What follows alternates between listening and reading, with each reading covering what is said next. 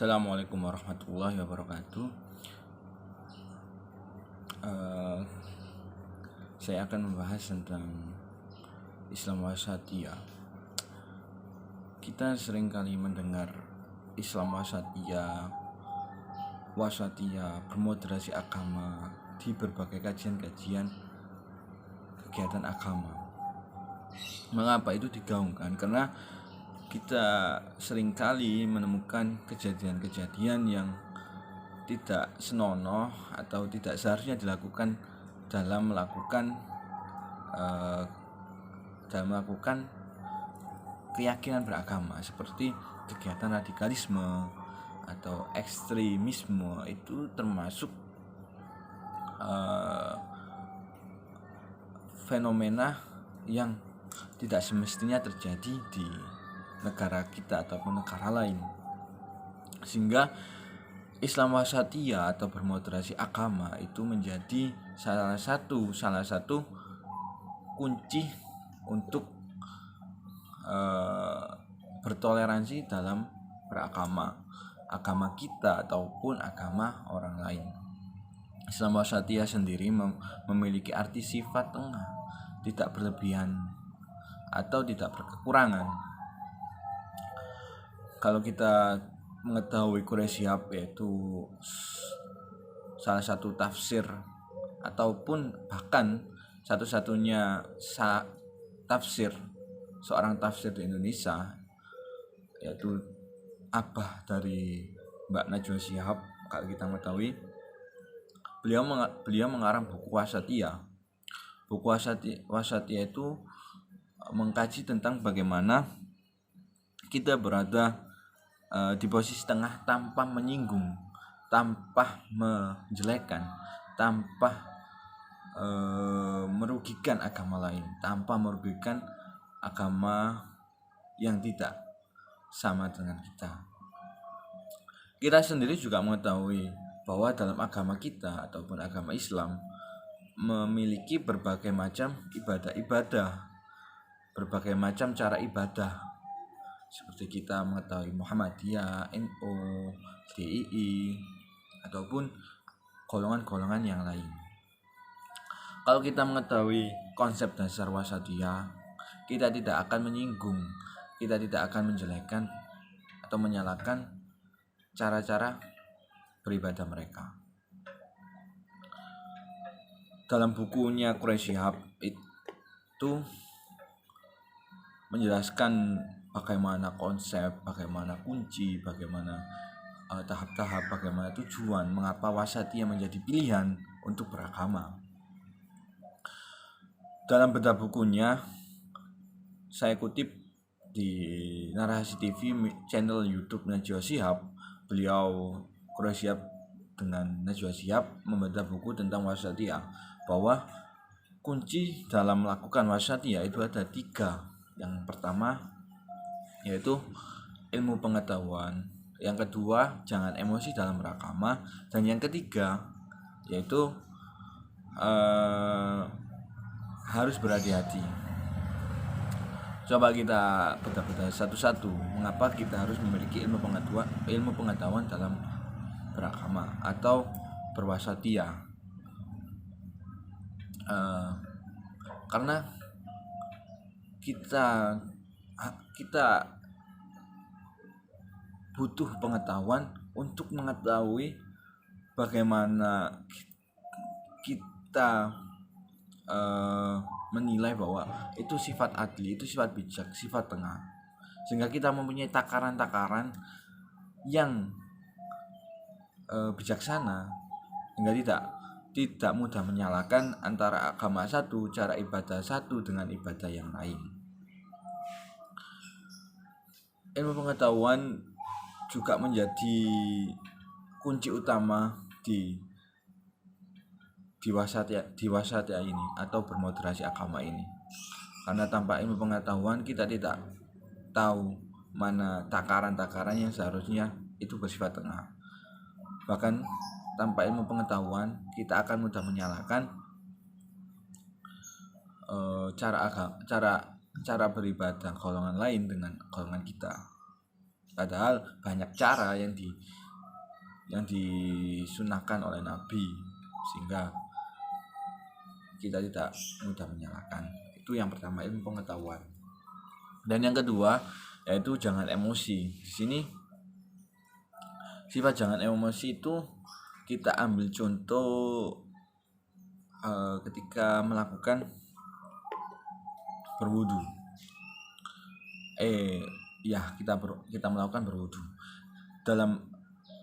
Dalam takaran minimal berwudu itu satu kali itu minimal untuk membasuh bagian tubuh itu minimal satu kali pembasuhan, atau maksimal 3 kali. Namun ketika kita emosi dalam beragama, kita sifat kita menggelora, hati kita menggelora untuk mendapatkan sesuatu yang lebih. Itu namanya emosi dalam beragama. Sehingga berwudu yang maksimalnya 3 kali kita lakukan 4 kali. Lah itu menyalahkan aturan agama karena sifat emosional tadi. Itu contoh pertama. Contoh yang kedua yaitu puasa. Ketika puasa, batas maksimal buka itu dilakukan ketika matahari terbenam atau ketika azan maghrib. Namun karena emosional beragama tadi, kita menambah jatah yang seharusnya buka itu dilakukan di maghrib, kita menambah di isya karena sifat emosional ingin lebih untuk beragama, untuk melakukan ibadah. Nah, hal itu yang menjadi kunci utama dalam berpuasa dia. Jangan emosi dalam beragama. Yang kemudian kunci yang ketiga yaitu harus berhati-hati. Kita harus berhati-hati dalam berpuasa dia, dalam bermoderasi agama, karena setan itu menggoda dengan cara-cara yang sangat unik, dengan cara-cara yang sangat bermacam-macam. Contohnya ketika kita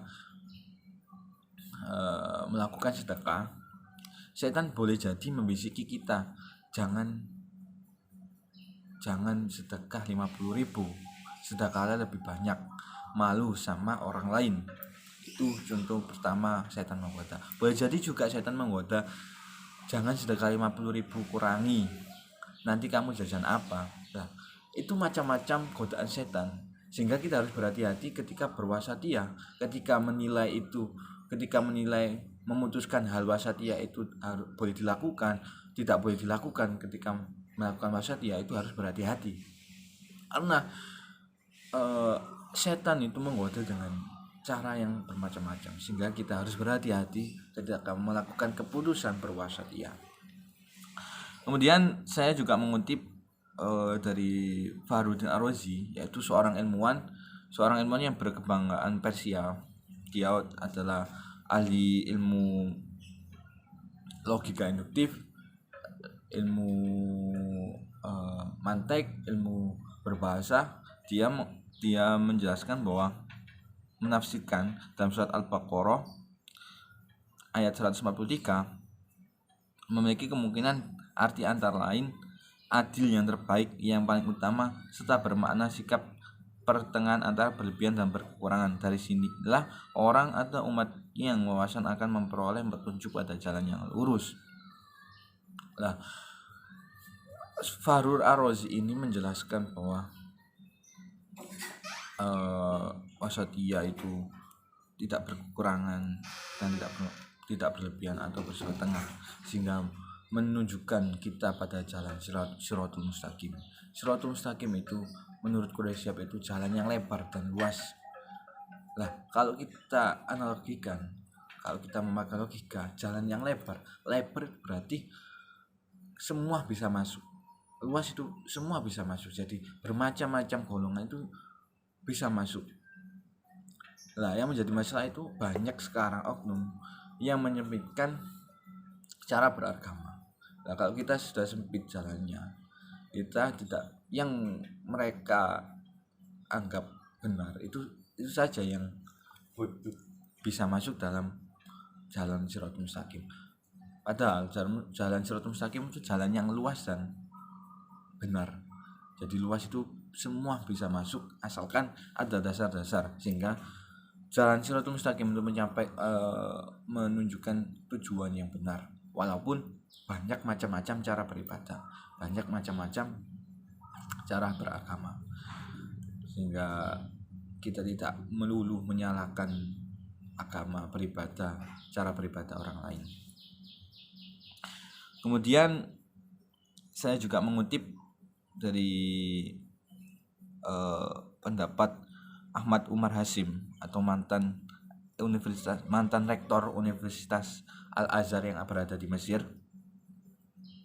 Beliau mengatakan keseimbangan dan kesetimpangan antara kedua ujung, sehingga salah satunya tidak mengatasi ujung yang lain, tidak berlebihan, tidak juga berkekurangan, tanpa pelampauan batas, tidak pula pengurangan batas. Ia mengikuti yang paling utama, paling berkualitas, paling sempurna. Jadi wasatiyah menurut Ahmad Umar Hashim, mantan rektor, dapat diartikan wasatiyah sikap keagamaan yang mempersyaratkan keseimbangan dan implementasinya pada berbagai aspek, tidak hanya agama, melainkan akidah, ibadah, dan hukum. Jadi wasatiyah itu tidak hal yang gampang, tapi tidak pula menggampangkan. Wasatiyah itu sebuah jalan yang